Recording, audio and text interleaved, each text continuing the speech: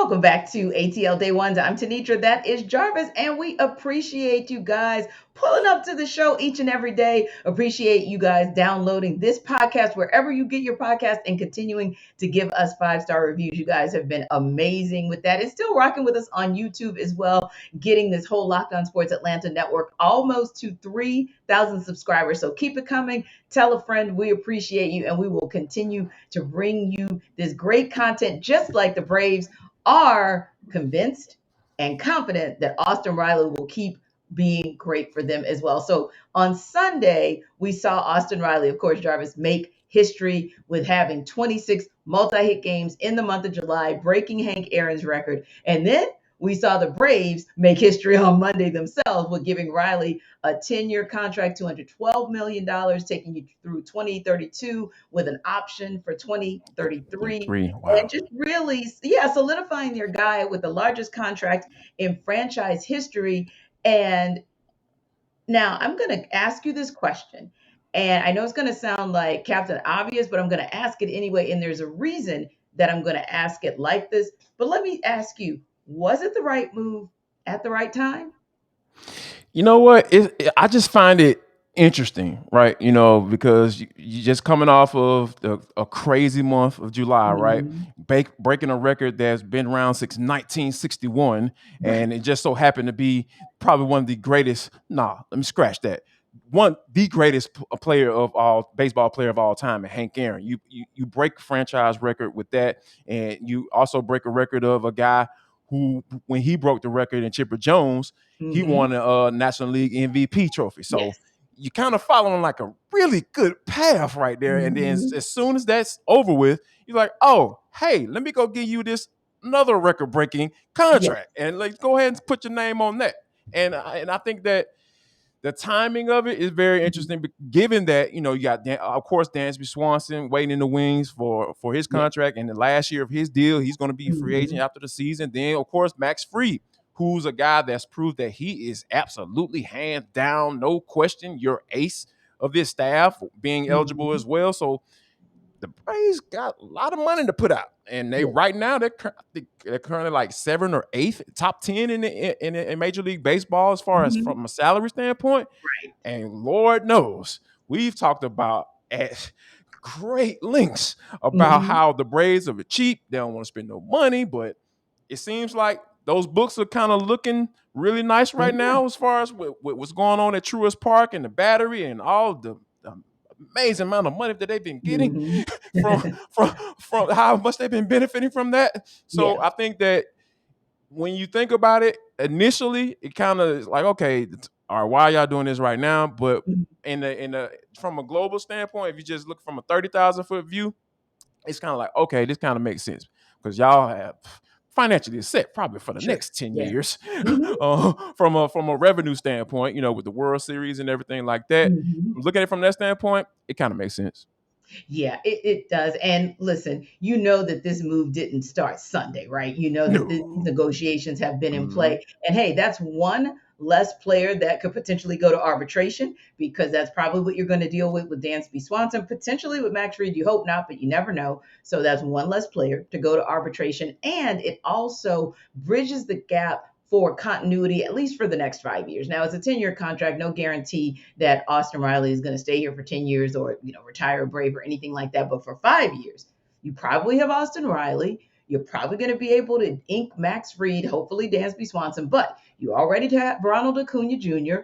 You're probably going to be able to get Michael Harris II, probably going to be able to get Spencer Strider. So it's the continuity for me that I really like that tells me it's the right time because, and that kind of segues into another question that we'll ask in just a moment, but talking about whether or not some of these players, not all, but some of these players are the ones that bring you to the dance. So why not get them in place to be locked and loaded for the duration? So I like it. I think the move is great. It's what the market was bearing for a third baseman that's doing what he's doing, not just a third base, but also at the plate. So I think the Braves made a good move as always with Alex Anthopoulos. And you know what another good move would be for you guys? Bet online, right, Jarvis?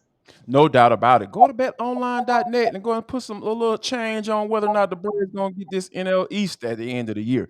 I'm sure they'll have all the information just for you because Mhm. betonline.net has podcasts. They have all the information that you need. So why wait? Go to betonline.net. It is your number one source for all your betting needs and sports info.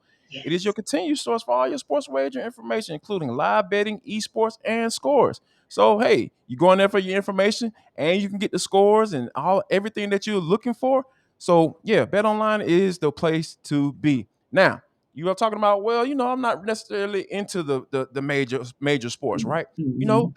They got you covered as well. They got the MMA, they got the boxing, and you can Mhm. check in on all the sports in regards to that, right? Anything that's going on right now. So Yes. head to the website today or use your mobile device to learn more about the trends and action because Bet Online is exactly where the game starts. Yes. And we would say that the game probably really starts for the Braves, the Mets, and everybody right around 6 p.m. Eastern time tonight, right? Because that's Yes. the trade deadline across Major League Baseball. But Alex Anthopoulos is one who's never going to wait until the last minute. We saw that last year. He started making moves Hello. before the trade deadline, exactly. And he's doing it yet again. So Monday, he was making moves. One of them we kind of all anticipated. We thought that Will Smith was probably on his last leg, at least for the time he Right. was here. And yes, thank you for what you did last year to help them Mhm. clinch the World Series title. Appreciate you for that. But fast forward, and the Braves have to keep it moving and keep it pushing for what it is that they want to do this year and put themselves in contention. So they go out and they get, we talked about this yesterday, they get Ahiri Adrianza, which gives them Mhm. just that one more person from a platooning perspective, right, in left field. But then they go out and get what could be a sneaky good find in both Robbie Grossman and Jake Odorizzi, and particularly Jarvis. I wanted to talk about Jake Odorizzi because I was like, yeah, that kind of goes to where we talked about Ian Anderson being, right? Which is, yeah, Mhm. you showed exactly what you needed to show on Saturday to save yourself and stay here. But just in case you stay wobbly, or just in case Charlie Morton stays wobbly, you have someone in Odorizzi who definitely is able to pitch, and get into that 5-man rotation. But also, if you need a long reliever, you have someone who can do that in Odorizzi. So I like that one. And of course, with Grossman, he gives you yet another quality outfielder who, if you're losing, if you have one bat, as far as having someone who hits well against the right fielders, whether that's Marcel Ozuna in a DH space or Eddie Rosario, if you will. Robbie Grossman, while not great when it comes to right-handed batters, certainly is raking with left-handers with a 364 average. So those things being said, do you think these are the final roster moves? Probably so, because when you think about all of the issues that we talked about leading up to the trade deadline, right? We talked about the infield, Mhm. Robinson Cano probably not getting the job done. He's been designated for assignment. He's out of here, and Adrianza, who's the utility guy who can play all over, so he'll be Mhm. able to fill that spot for you. Sure. That fills a need, and then you talk about the back end of the rotation. Ian Anderson he's struggled Mhm. tremendously. Yeah. And but as of late, as his last outing, you're only good as your last pitch, right? So he Mhm. showed really well. So I Yeah. think that, but you still, like you said, Alex Anthopoulos is a guy that he don't put all his eggs in one basket. He's always Right. thinking about the next move and the next move, and he Mhm. has to be like that as a general manager, and he's been able to do that.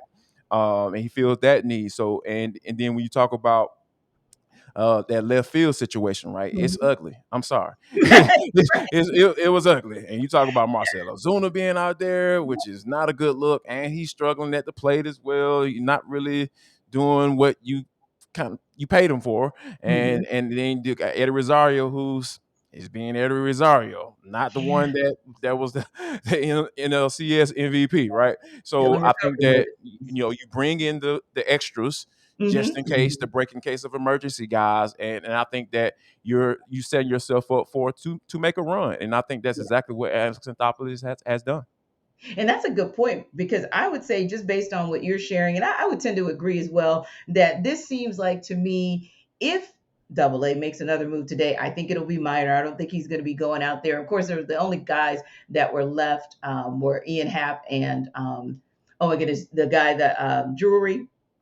Oh, Brandon Jury. Yep, yep. Exactly. So those are really kind of the only ones who could possibly come through. But yeah, I agree with you. He probably is good to go where he is as far as Double A is. And so, Jarvis, it seems like in order for the Braves to get back, they believe that they can go for the most part with a few changes around, Of course. if Yeah. you will, but around the roster. But looks like they believe they can go with the team and dance with the team that brung them last year. Yeah, and that's fine, and I'm perfectly fine with that because Ozzy Albies is going to return at some point. We think, Yes. we hope, Yes. So so when you look at it from that standpoint of, and you hoping that some guys get going. Of course, Ronald Acuna, Hmm. you assume that he's going to go on a tear at some point, and we know how this Braves teams play. Hmm. When Ronald Acuna has got that back going, and Yes. that's something that you can almost expect to happen. And Hmm. and it's not like you up here were trying to trade for Juan Soto in the first place, which is Right. we find out that the Padres basically giving up dang near the And whole farm to go right. go get him and Josh Bell. I was like, oh my Right. god! I'm like So Josh I'm like, Hader and Lord, Watson. like literally, like so yeah, I'm in it's love. it's a lot of big moves just going down the trade deadline, but I'm actually kind of cool with the Braves not being a part of all that. I agree. I think that with the roster as currently constructed, they have every opportunity to win this division and then vie for back-to-back titles. No question at all. And we'll see. And if there are any more moves, that we are going to talk about it tomorrow. Also, of course, we're going to download on the first game of the two-game series against the Phillies. But and for the culture, we'll talk about a guy who refuses to make a move. He is standing firm. And we'll talk about someone else who will learn today. Don't come for her if she didn't send for you. We'll talk about it in For the Culture.